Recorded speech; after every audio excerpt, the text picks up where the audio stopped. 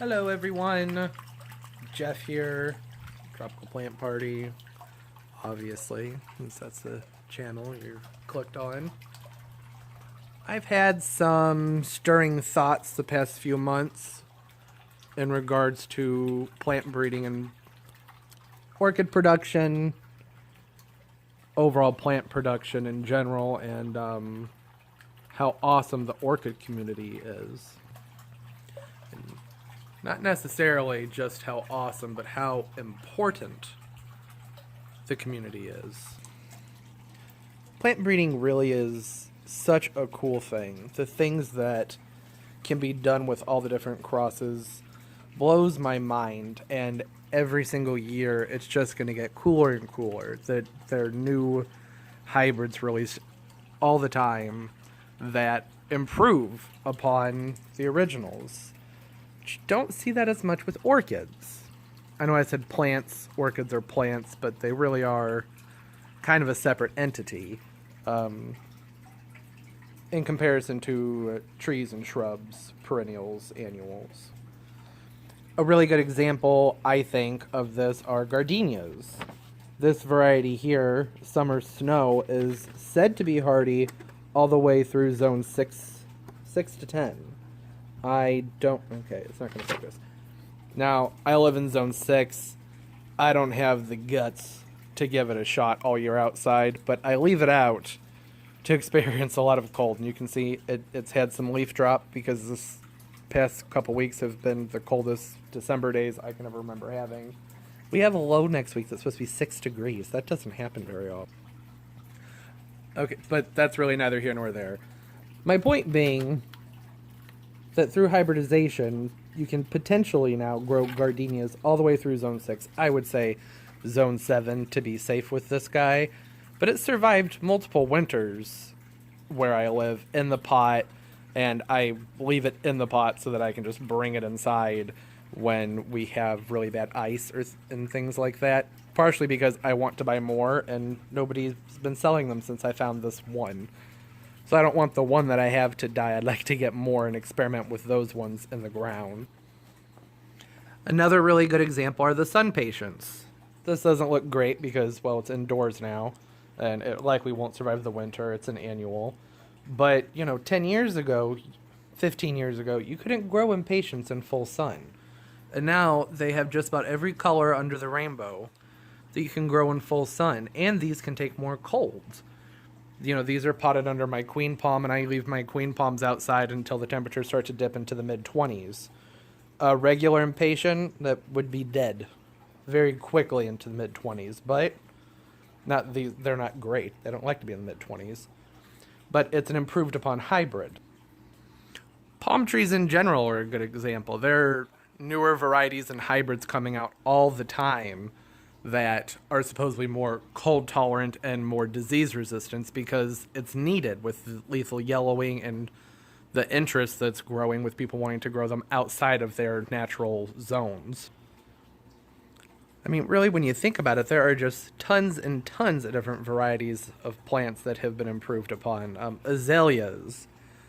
There are azaleas that'll bloom for you spring, summer, and fall now, and that never used to be the case with azaleas. Camellias, there are lots of hardier varieties of camellias now with tons of different flower variations to choose from.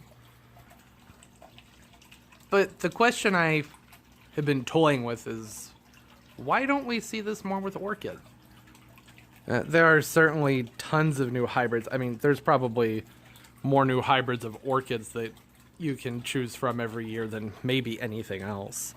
Because, people cross them for their flowers and their growth patterns. You want the best, strongest inflorescence on the sturdiest plant bodies. They do this through selecting plants that perform the best. And it's more complex than that, but I don't have time for all that explanation. And I don't even fully understand it. So while it's pretty normal to see lots of breeding in the orchid community in regards to flower production and color, what I really wish we would see more of is hybridization for vigor and disease resistance and cold tolerance.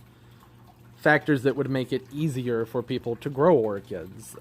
It would really expand the hobby even further. Now, one area that I have noticed that orchid breeders are working on tolerance and hardiness is with cymbidiums. There are more and more varieties of heat-tolerant cymbidiums showing up every year, and that's just fantastic. You know, in the past, I couldn't grow cymbidiums where I live because I keep my orchids outdoors in the spring, summer, and fall, and it's just too hot here for them. We don't have, cool temperatures where I live during the spring. It's generally in the upper 90s and low hundreds. So having these heat-tolerant cymbidiums has been wonderful. It's so good and fun to be able to grow these and not have to worry about them cooking outdoors. Epidendrums are another good example. They're really easily hybridized, and there are lots of new dwarf varieties that come out all the time. And I believe it's a nursery in Santa Barbara. I think you just Google Santa Barbara orchids or something like that. You can find their website, but they have tons of different varieties, some that are even more cold tolerant than others. And then there's also the hardy lady slipper orchids, the cypripediums. Don't know if I'm saying that right, but there's all kinds of new hybrids of those that you see. And there's like the Berryota, supposedly an easier to grow variety of, what's the Berryota? Mastivilla, I think? So certainly these hybrids do exist, but it would just be so awesome to see more breeding that is geared towards hardiness and disease resistance. Look at knockout roses. Those are fantastic. People can grow roses everywhere without as much concern of the powdery mildew and whatnot issues that roses typically have. And, they just keep blooming and blooming and blooming. And that was done through years and years of crossing the most vigorous and disease-resistant plants. So the Kingianum, Dendrobium, it's another good example. A lot of people have issues getting these to rebloom if you're just getting your standard Kingianums. But I know SVO, Sunset Valley Orchids, they offer a variety of Kingianum that is hybridized and basically designed, bred, and reproduced to be one that will actually bloom for you instead of just setting off tons and tons of keiki. We're heading in the right direction. I think over time, the availability of really hardy orchids, it's just going to keep on growing exponentially, especially with the orchid community being as strong as it is and the amount of involvement and communication everybody has with each other. Now, the problem is hybridizing is a pickle. True hybridization really is experimental, and for something to be truly experimental, it needs to have an independent variable, a dependent variable, and a control. And getting the control is really difficult. There are lots of different ways that you could go about hybridizing. You can, if you're hybridizing for cold tolerance, then you could find a Cattleya species that naturally grows at a higher elevation where it experiences colder temperatures. The furthest north growing Cattleya you can find, or highest altitude you can find, and then crossing that with a Cattleya that is widely spread commercially. Chocolate chip, chocolate pointer, there's tons of really common Cattleyas. Picking one that is very vigorous and long-lived and tolerant of various conditions, you cross those together, get a bunch of seedlings, and then you experiment with those seedlings, and you see which ones turn out to be the toughest for all the characteristics that you want. And then from those, you just select the best ones and cross them again. Repeat and repeat and repeat until you have what you want, and then you reproduce those through tissue culture and clone them to maintain the genetics properly. That's one way you can do it. Another way would be to, use your own orchids. This can be done at home. Growing them from seed and flasking is a whole different story, but there are places you can send your seed pods to that will start your seeds for you. And, you can take your own orchids. I have this, the Hiroshima's Choice from Moats that survived an unbelievable amount of colds. As such a small seedling-sized orchid, I'm shocked by the cold it received. The problem is it wasn't near not near enough to my temperature sensor, so I can't say for sure how much cold it endured because of microclimates.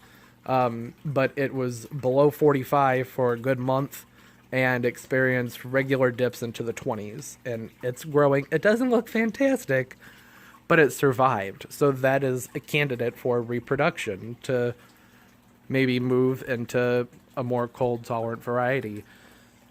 It's complicated and difficult, and it will take many, many, many years, but it is doable, and I look forward to seeing what happens with all of that.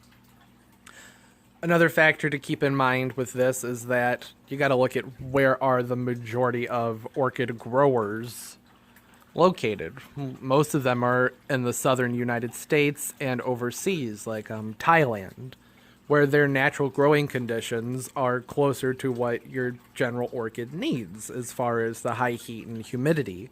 So they can't really experiment or breed for cold tolerance. That wouldn't work in those facilities.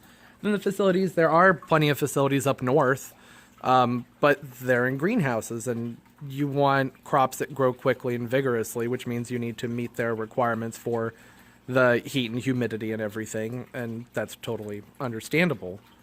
But it's not going to help in regards to getting plants that can take a little bit more cold. And these facilities are made to grow the orchids out, get them into bloom, and sell them, not to hold on to them and see how tough they are for the long run. But within the community, between you, whoever's watching this, and myself, and everybody else out there who's communicating with each other, there's potential there, but you still lose your control variable. I have this particular Vanda that I was talking about that survived a whole lot of cold. Maybe somebody out there who's watching has another Vanda that survived a lot of cold, and we could exchange and cross those, but there's no control because we can't guarantee the conditions that they were grown in. There are lots of variabilities that lead to the hardiness outside of genetics, and genetics is really what we need to find and isolate and breed for. So that being said, that's where I want to talk about the importance of the orchid community. Everybody out there on YouTube and Facebook, which I don't have Facebook, but I hear that there's a lot of orchid stuff happening on there.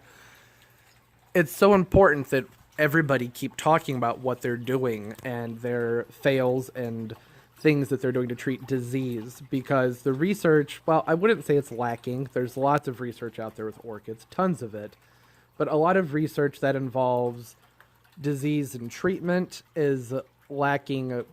It's not empirical. It hasn't been repeated over and over and over again to prove that it's true, because we're just kind of in the beginning stages of that. And the research does exist. There's tons of research out there. But as a community, we can communicate with each other and we can bounce ideas off of each other. And, sometimes it's going to be just wacky and wrong. Sometimes it'll be right. Take everything with a grain of salt and read as much as you can to decide what to try that works for you. But the more we do this, the more we're going to lead into a place where we really have something substantial to work with, and eventually get to a point where we have methods that are tried and true versus everything being so experimental in the sense of, I'm going to try this, I'm going to try this, look at Miss Orchid Girl and everything she's gone through spider mites, because there just isn't anything solid quite yet. Anyways, that's all. Okay, so this is a topic I could just keep going on and on and on about for a very long time. So I'm going to wrap it up, but really my point here is that I truly appreciate everybody out there who takes the time to make the videos and get on the blogs and talk about what's going on with their plants. I don't think it's right to ridicule anybody for what they're doing, but it is good to educate each other, obviously. And there's a certain way to go about that, to be kind to one another. And that's ultimately what it comes to, is being kind to one another and spreading as much information as possible. And even if it's not information, just showing off your plants, and people can say, oh my God, that Oncidium looks beautiful. How do you care for it? Maybe there's going to be a little snippet of information in there that really leads to something awesome. You just never know. So that's all. I'm grateful for everybody out there, and I hope everybody just keeps being wonderful and keeps on growing. Bye-bye.